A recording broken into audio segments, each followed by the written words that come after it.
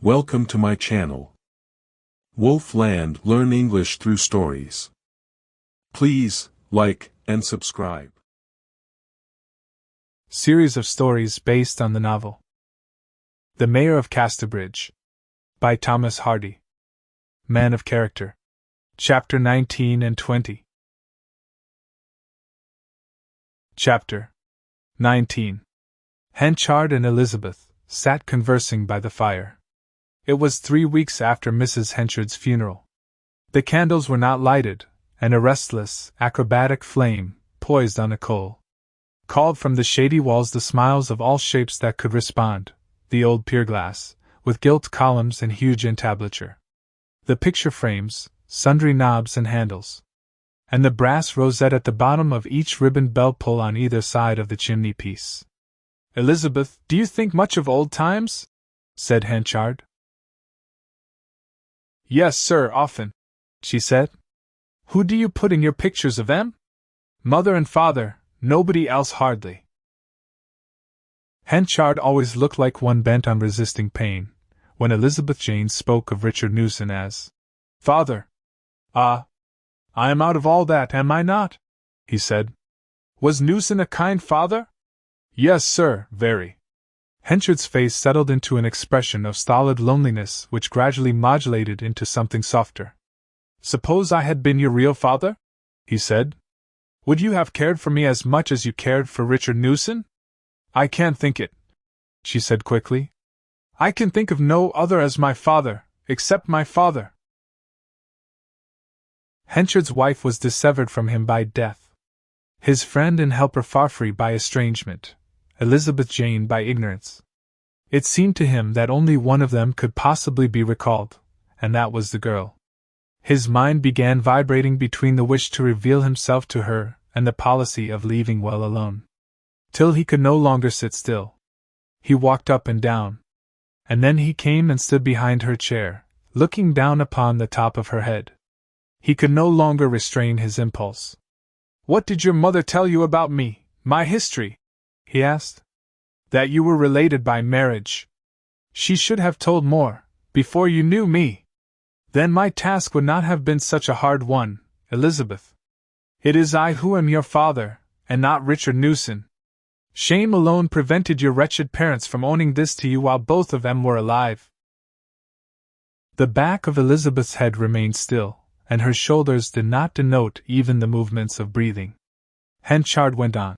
"I'd rather have your scorn, your fear, anything than your ignorance. 'Tis that I hate. Your mother and I were man and wife when we were young. What you saw was our second marriage. Your mother was too honest. We had thought each other dead, and Newson became her husband." This was the nearest approach Henchard could make to the full truth. As far as he personally was concerned, he would have screened nothing, but he showed a respect for the young girl's sex and years worthy of a better man. When he had gone on to give details which a whole series of slight and unregarded incidents in her past life strangely corroborated, when, in short, she believed his story to be true, she became greatly agitated, and turning round to the table flung her face upon it weeping. Don't cry," said Henchard with vehement pathos. "I can't bear it, I won't bear it. I am your father, why should you cry? Am I so dreadful, so hateful to ye? Don't take against me, Elizabeth Jane," he cried, grasping her wet hand. "Don't take against me, though I was a drinking man once, and used your mother roughly. I'll be kinder to you than he was. I'll do anything, if you will only look upon me as your father." She tried to stand up and comfort him trustfully, but she could not. She was troubled at his presence, like the brethren at the avowal of Joseph. "I don't want you to come to me all of a sudden," said Henchard in jerks, and moving like a great tree in a wind. "No, Elizabeth, I don't. I'll go away and not see you till tomorrow, or when you like, and then I'll show ye papers to prove my words. There, I am gone, and won't disturb you any more. 'Twas I that chose your name, my daughter. Your mother wanted it Susan. There, don't forget 'twas I gave you your name." He went out at the door and shut her softly in, and she heard him go away into the garden. But he had not done. Before she had moved, or in any way recovered from the effect of his disclosure, he reappeared. "One word more, Elizabeth," he said. "You'll take my surname now, hey? Your mother was against it, but it will be much more pleasant to me. 'Tis legally yours, you know. But nobody need know that. You shall take it as if by choice. I'll talk to my lawyer. I don't know the law of it exactly. But will you do this? Let me put a few lines into the newspaper, that such is to be your name? If it is my name I must have it, mustn't I?" she asked. "Well, well, usage is everything in these matters. I wonder why Mother didn't wish it. Oh, some whim of the poor soul's. Now get a bit of paper, and draw up a paragraph, as I shall tell you. But let's have a light." "I can see by the firelight," she answered. "Yes, I'd rather." "Very well." She got a piece of paper, and bending over the fender wrote at his dictation words, which he had evidently got by heart from some advertisement or other, words to the effect that she, the writer, hitherto known as Elizabeth Jane Newson, was going to call herself Elizabeth Jane Henchard forthwith. It was done, and fastened up, and directed to the office of the Casterbridge Chronicle. "Now," said Henchard, with the blaze of satisfaction that he always emitted when he had carried his point, though tenderness softened it this time, "I'll go upstairs and hunt for some documents that will prove it all to you. But I won't trouble you with them till tomorrow. Good night, my Elizabeth Jane." He was gone before the bewildered girl could realize what it all meant, or adjust her filial sense to the new center of gravity. She was thankful that he had left her to herself for the evening, and sat down over the fire. Here she remained in silence, and wept, not for her mother now, but for the genial sailor Richard Newson, to whom she seemed doing a wrong. Henchard in the meantime had gone upstairs. Papers of a domestic nature he kept in a drawer in his bedroom, and this he unlocked. Before turning them over he leant back and indulged in reposeful thought. Elizabeth was his at last, and she was a girl of such good sense and kind heart that she would be sure to like him. He was the kind of man to whom some human object for pouring out his heart upon, were it emotive or were it choleric, was almost a necessity. The craving for his heart for the re-establishment of this tenderest human tie had been great during his wife's lifetime, and now he had submitted to its mastery without reluctance, and without fear. He bent over the drawer again, and proceeded in his search. Among the other papers had been placed the contents of his wife's little desk, the keys of which had been handed to him at her request. Here was the letter addressed to him with the restriction, "Not to be opened till Elizabeth Jane's wedding day." Mrs. Henchard, though more patient than her husband, had been no practical hand at anything. In sealing up the sheet, which was folded and tucked in without an envelope, in the old-fashioned way, she had overlaid the junction with a large mass of wax without the requisite undertouch of the same. The seal had cracked, and the letter was open. Henchard had no reason to suppose the restriction one of serious weight, and his feeling for his late wife had not been of the nature of deep respect. "Some trifling fancy or other of poor Susan's, I suppose," he said, and without curiosity he allowed his eyes to scan the letter. "My dear Michael, for the good of all three of us, I have kept one thing a secret from you till now. I hope you will understand. Why, I think you will, though perhaps you may not forgive me. But, dear Michael, I have done it for the best. I shall be in my grave when you read this, and Elizabeth Jane will have a home. Don't curse me, Mike, think of how I was situated. I can hardly write it, but here it is. Elizabeth Jane is not your Elizabeth Jane, the child who was in my arms when you sold me. No, she died 3 months after that, and this living one is my other husband's. I christened her by the same name we had given to the first, and she filled up the ache I felt at the other's loss. Michael, I am dying, and I might have held my tongue, but I could not. Tell her husband of this or not, as you may judge, and forgive, if you can, a woman you once deeply wronged, as she forgives you. Susan Henchard."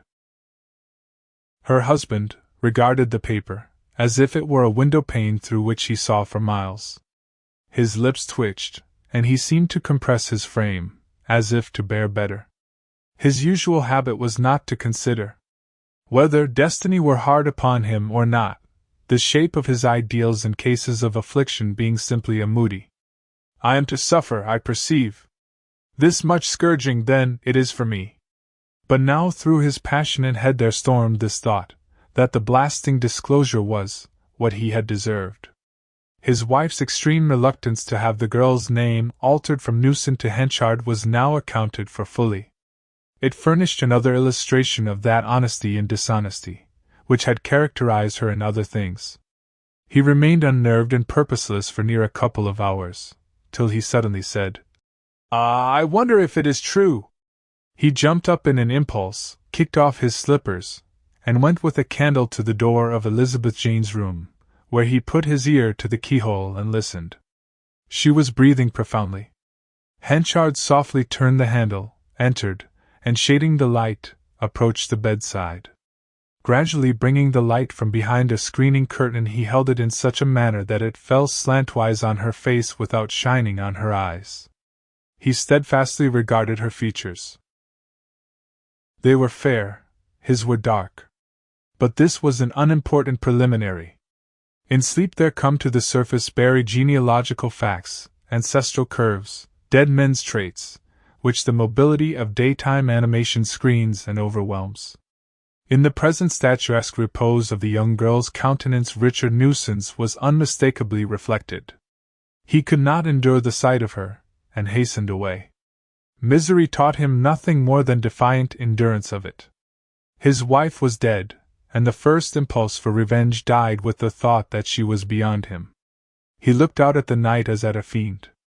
Henchard, like all his kind, was superstitious, and he could not help thinking that the concatenation of events this evening had produced was the scheme of some sinister intelligence bent on punishing him. Yet they had developed naturally. If he had not revealed his past history to Elizabeth, he would not have searched the drawer for papers, and so on. The mockery was, that he should have no sooner taught a girl to claim the shelter of his paternity than he discovered her to have no kinship with him. This ironical sequence of things angered him like an impish trick from a fellow creature. Like Prester John's, his table had been spread, and infernal harpies had snatched up the food. He went out of the house, and moved sullenly onward down the pavement till he came to the bridge at the bottom of the High Street. Here he turned in upon a bypath on the river bank, skirting the northeastern limits of the town. These precincts embodied the mournful phases of Casterbridge life, as the South Avenues embodied its cheerful moods. The whole way along here was sunless, even in summer-time. In spring, white frosts lingered here when other places were steaming with warmth, while in winter it was the seed field of all the aches, rheumatisms, and torturing cramps of the year. The Casterbridge doctors must have pined away for want of sufficient nourishment but for the configuration of the landscape on the northeastern side. The river, slow, noiseless, and dark, the Schwarzwasser of Casterbridge, ran beneath a low cliff, the two together forming a defense which had rendered walls and artificial earthworks on this side unnecessary. Here were ruins of a Franciscan priory, and a mill attached to the same, the water of which roared down a backhatch like the voice of desolation. Above the cliff, and behind the river, rose a pile of buildings, and in the front of the pile a square mass cut into the sky. It was like a pedestal lacking its statue. This missing feature, without which the design remained incomplete, was, in truth, the corpse of a man, for the square mass formed the base of the gallows. The extensive buildings at the back being the county jail. In the meadow where Henchard now walked the mob were wont to gather, whenever an execution took place, and there to the tune of the roaring weir, they stood and watched the spectacle. The exaggeration which darkness imparted to the glooms of this region impressed Henchard more than he had expected. The lugubrious harmony of the spot with his domestic situation was too perfect for him, impatient of effect scenes and adumbrations. It reduced his heart-burning to melancholy, and he exclaimed, "Why the deuce did I come here?" He went on past the cottage, in which the old local hangman had lived and died, in times before that calling was monopolized over all England by a single gentleman, and climbed up by a steep back lane into the town. For the sufferings of that night, engendered by his bitter disappointment, he might well have been pitied. He was like one who had half fainted, and could neither recover nor complete the swoon. In words he could blame his wife, but not in his heart, and had he obeyed the wise directions outside her letter this pain would have been spared him for long, possibly forever, Elizabeth Jane seeming to show no ambition to quit her safe and secluded maiden courses for the speculative path of matrimony. The morning came after this night of unrest, and with it the necessity for a plan. He was far too self-willed to recede from a position, especially as it would involve humiliation. His daughter he had asserted her to be, and his daughter she should always think herself, no matter what hypocrisy it involved. But he was ill-prepared for the first step in this new situation. The moment he came into the breakfast room, Elizabeth advanced with open confidence to him, and took him by the arm. "I have thought and thought all night of it," she said frankly. "And I see that everything must be as you say. And I am going to look upon you as the father that you are, and not to call you Mr. Henchard any more. It is so plain to me now. Indeed, father, it is. For, of course, you would not have done half the things you have done for me, and let me have my own way so entirely. And bought me presents, if I had only been your stepdaughter. He, Mr. Newson, whom my poor mother married by such a strange mistake, was very kind, oh so kind. But that is not the same thing as being one's real father after all. Now, father, breakfast is ready," she said cheerfully. Henchard bent and kissed her cheek. The moment and the act he had prefigured for weeks with a thrill of pleasure, yet it was no less than a miserable insipidity to him now that it had come. His reinstation of her mother had been chiefly for the girl's sake, and the fruition of the whole scheme was such dust and ashes as this. Chapter 20. Of all the enigmas which ever confronted a girl, there can have been seldom one like that which followed Henchard's announcement of himself to Elizabeth as her father. He had done it in an ardor and an agitation which had half carried the point of affection with her, yet, behold, from the next morning onwards his manner was constrained as she had never seen it before. The coldness soon broke out into open chiding.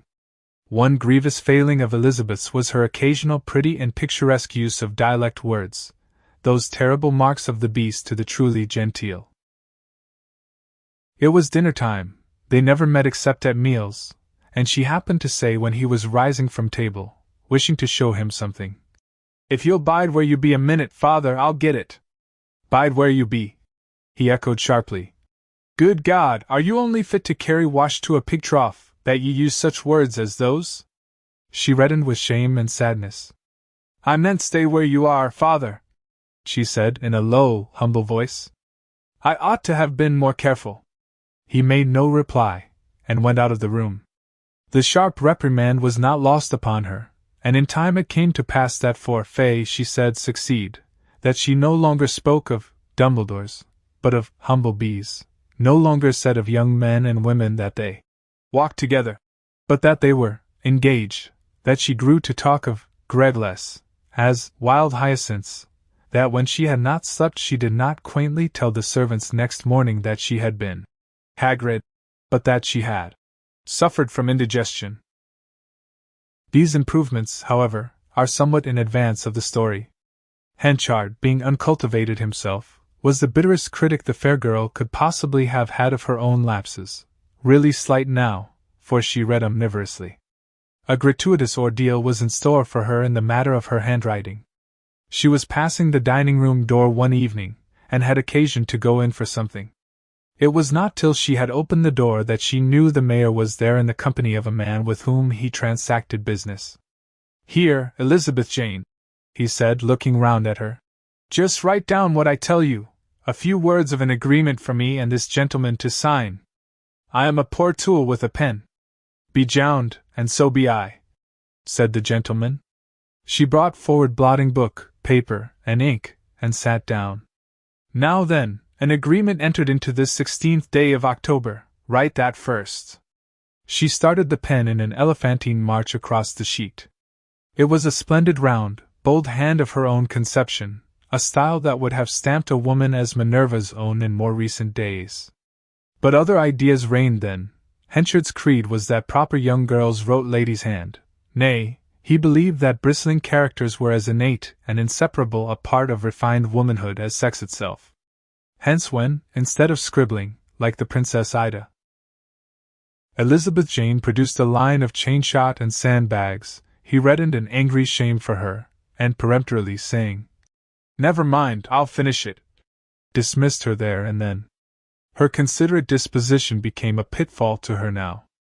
She was, it must be admitted, sometimes provokingly and unnecessarily willing to saddle herself with manual labors. She would go to the kitchen instead of ringing. "Not to make Phoebe come up twice."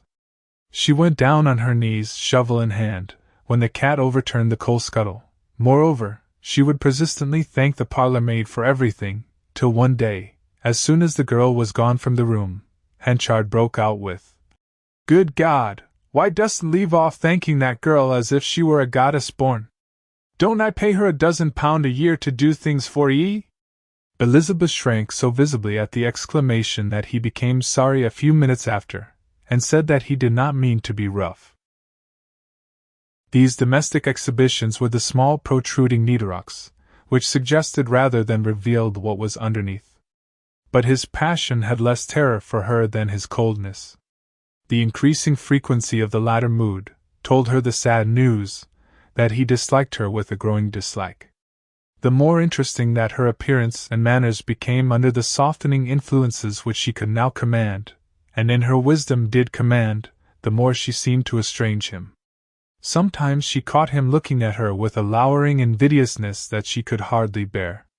Not knowing his secret, it was cruel mockery that she should for the first time excite his animosity when she had taken his surname. But the most terrible ordeal was to come. Elizabeth had latterly been accustomed of an afternoon to present a cup of cider or ale and bread and cheese to Nance Mockridge, who worked in the yard wimbling hay bonds. Nance accepted this offering thankfully at first, afterwards as a matter of course. On a day when Henchard was on the premises, he saw his stepdaughter enter the hay barn on this errand, and, as there was no clear spot on which to deposit the provisions, she at once set to work arranging 2 trusses of hay as a table, Mockridge meanwhile standing with her hands on her hips, easefully looking at the preparations on her behalf. "Elizabeth, come here," said Henchard, and she obeyed. "Why do you lower yourself so confoundedly?" he said with suppressed passion. "Haven't I told you o't 50 times? Hey? Making yourself a drudge for a common workwoman of such a character as hers! Why, you'll disgrace me to the dust!" Now these words were uttered loud enough to reach Nance inside the barn door, who fired up immediately at the slur upon her personal character. Coming to the door, she cried regardless of consequences, "Come to that, Mr. Henchard, I can let ye know she've waited on worse."